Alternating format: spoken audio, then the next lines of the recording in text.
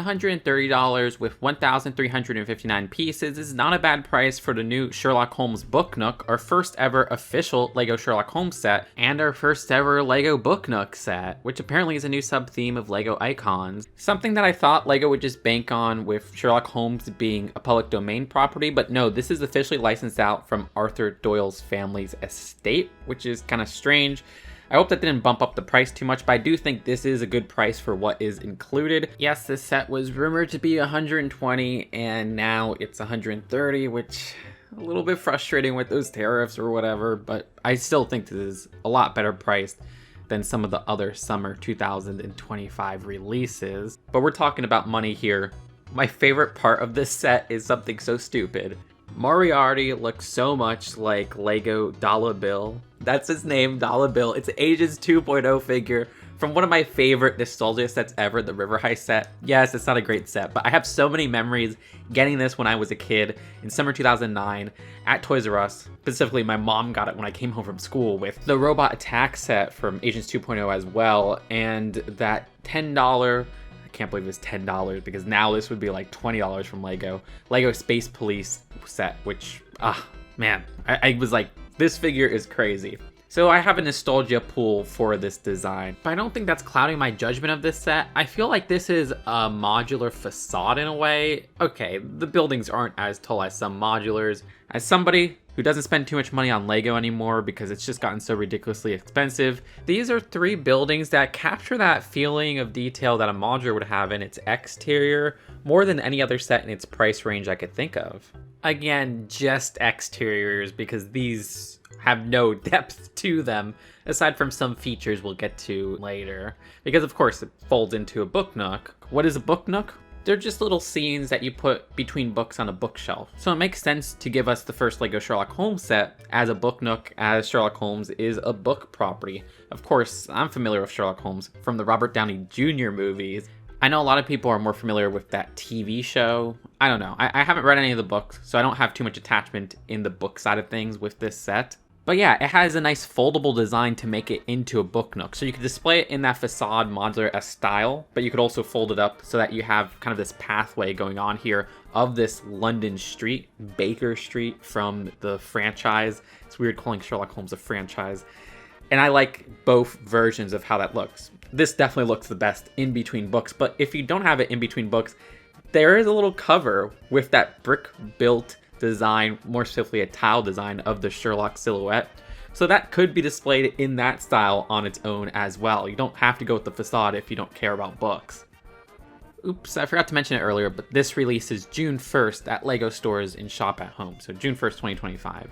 It's crazy because it took us this long to get an official LEGO Sherlock Holmes set, where we got a Series 5 minifigure that was basically Sherlock Holmes. It was unlicensed.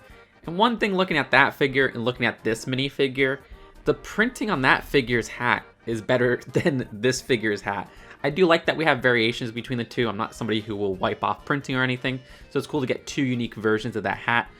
But maybe you should have kept that pattern because that pattern looks better than just having this plain hat here. It's not a big deal whatsoever though. But the one in this set is actually a darker tan base for the cap piece. It's a piece that I haven't seen in like any other set aside these 2 sets, so it's kind of cool to see that return after all these years.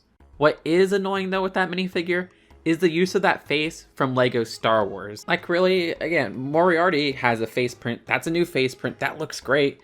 But the main character gets that generic trooper face print that we've seen spammed across Star Wars sets. It was annoying when they use it for Hawkeye. It's annoying when they use it for Sherlock Holmes here.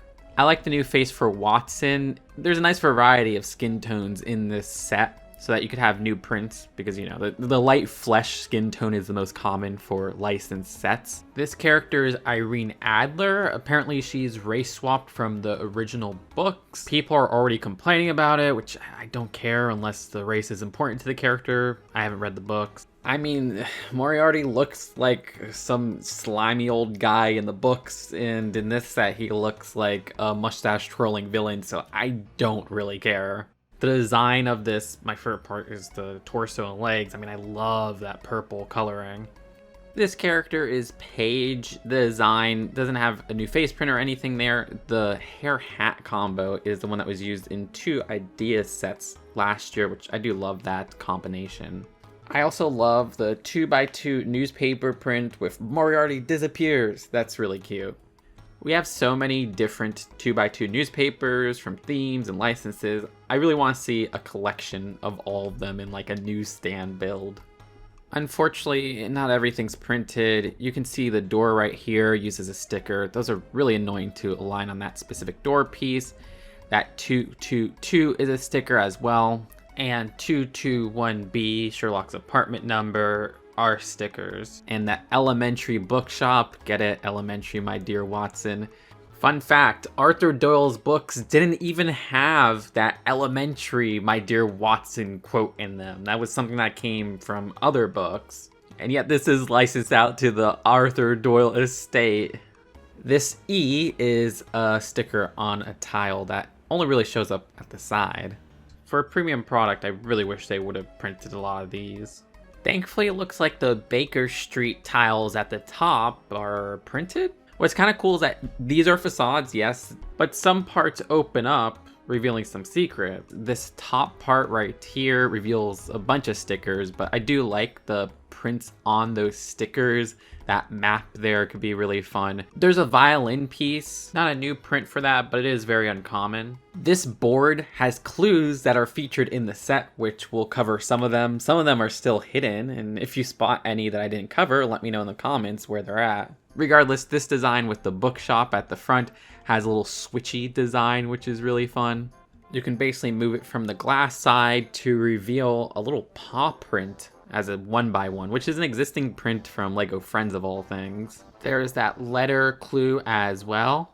And with these press release assets, I'm still trying to figure out what this play feature is. I wish there was like a video of it in motion and everything, because you twist this top part. And okay, this part lifts up. I'm not sure what that's trying to portray. I'm probably dumb myself because I can't take that. I'm like, okay, is that a door going up? Like, what's going on there? But I like how that lifts up and you can put Moriarty inside there or any other minifigure. Like, yeah, I guess it's supposed to be some type of door, but it's just a weird door design that it would go upward. All right, you could call me out in the comments, call me an idiot. I deserve it this time. But I think that's all I have to say about this set. I'll get it eventually, but it's not on the top of my want list. But there are, again, stupid reasons that kind of make me want to get it. But I also think it is a solid set, especially for that price. And it's cool to see something so classic in LEGO form at last. Now, this may be the first Icons Book Nook, but it isn't going to be the last because leaks have pointed that we're going to be getting one of Harry Potter with a Hogwarts Express diorama, and then one for Lord of the Rings with a Balrog diorama. If the Lord of the Rings one is anything like this, that means there'll be a minifigure scale Balrog, you know, in proportion with a minifigure, which is long overdue. The Brickhead set was not enough. And that's a great scene to get as a Book Nook. And it's great to get a LEGO Lord of the Rings set that isn't $1 billion that will still be on store shelves. Will it probably be 130 like this set? Yes, which is a shame if you ask me. Subscribe here for more honest LEGO takes and check out my list videos I put out recently, which is some of the best work I put out, I feel like. Really proud of those, and I'll see you later. Peace out. Bye.